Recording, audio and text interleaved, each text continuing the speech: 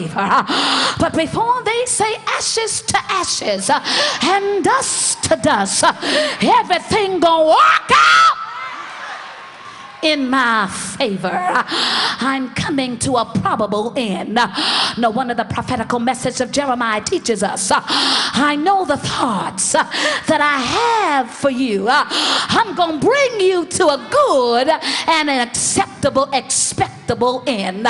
Somebody needs to know in the house tonight that even though everything and everybody is acting like you ain't going to never get up again, you need to know it's just a matter of time. You need to hold on until you can walk into your season.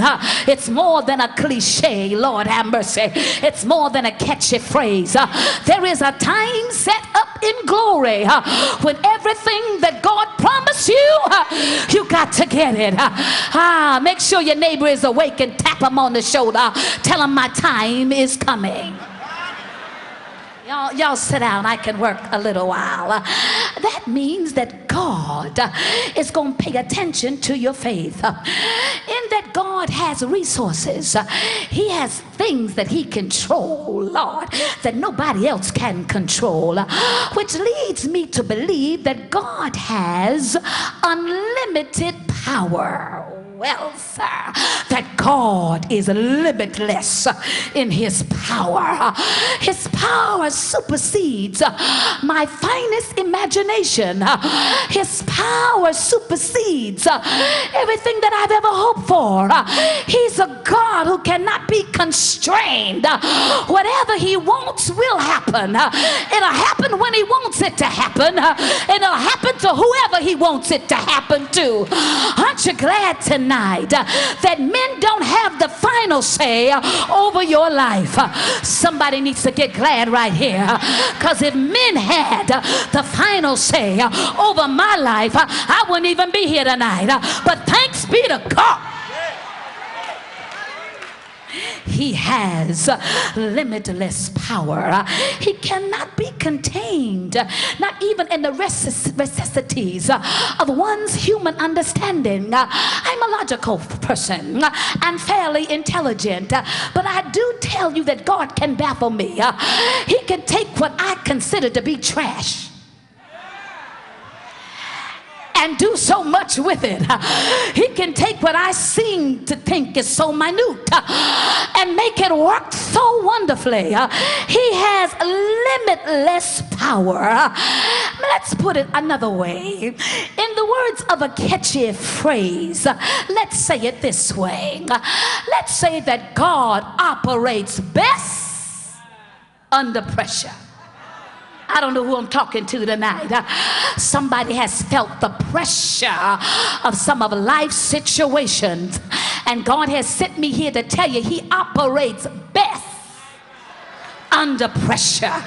If you want to see God really act, if you want to see God show off, if you want to see God place the devil under your feet, back him up against the wall and put him under pressure and watch the mighty hand of God get you out of what nobody and nothing else could get you out of.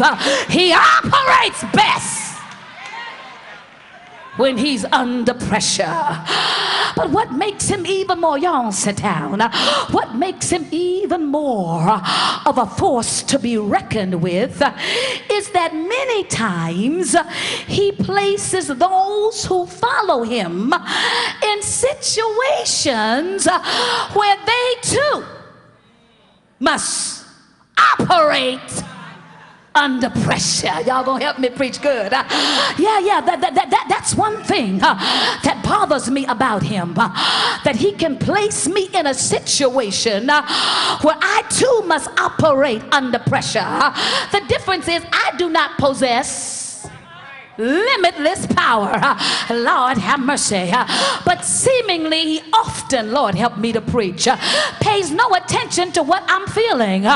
He ignores my requests and places me there and expects me to operate under pressure. Such then is the case in point of the text. Lord have mercy. The disciples must operate under pressure. Let's deal with the text for a moment. This mass feeding miracle is recorded by all four gospel evangelists.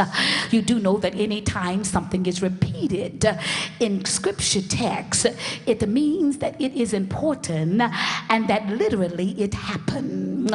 All four gospel writers, Matthew, Mark, Luke, and John, within their script, felt it necessary, Lord have mercy, to write about this mass feeding miracle. Though all four gospel writers write about it, each one seemingly tweaks it to meet the audience to which they were writing to. For example, Matthew writes to the Jewish nation, so he brings elements out of the story, out of the narrative, that will be impressive to the Jews.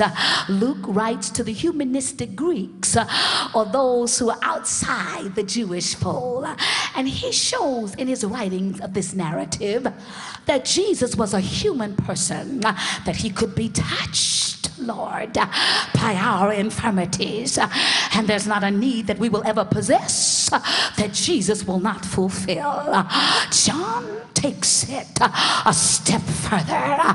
He places the narrative to the divinity of God, and John says, not a magic man, not a witch or a warlock, not a crystal ball gazer or a tea leaf reader can do what this man did. Never a man spoke and worked like him.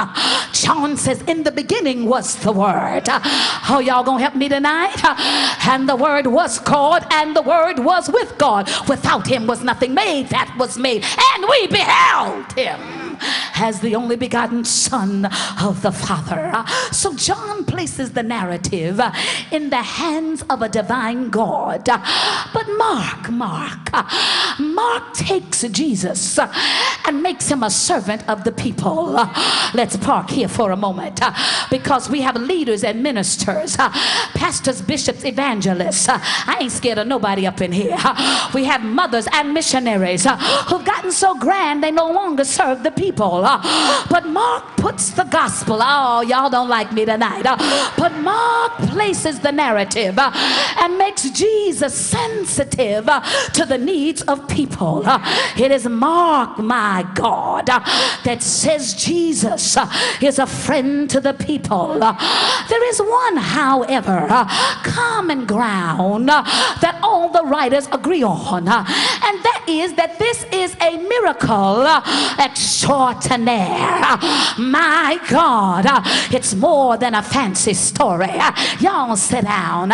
It's more than just the ordinary day-to-day routine. But all four gospel writers agree that this is supernatural, that this is extraordinary, that this is beyond the scope of reason and logic, that one could take so little and do so much. I don't know who I'm preaching to tonight, but you need to know that even if you have a little, you serve a God who can do much with so little. Talk to your neighbor, say, she talking to me. Yes. Before we go further in the narrative of the feeding of these 5,000, there is again a pivotal point that all four gospels agree upon. There is a point in the narrative, in the story of this mass feeding, that all four gospel writers find foundation in. It's right there in the verse. It says, and Jesus. They all use the same strong, strange language, that Jesus is moved with compassion. In other words, he's compelled to do something for the hungry crowd, because he views them as a shepherd would view some hungry sheep. Can I have 2 minutes to park right there? He views the crowd as a shepherd would view some sheep. Now you have to understand the very nature of a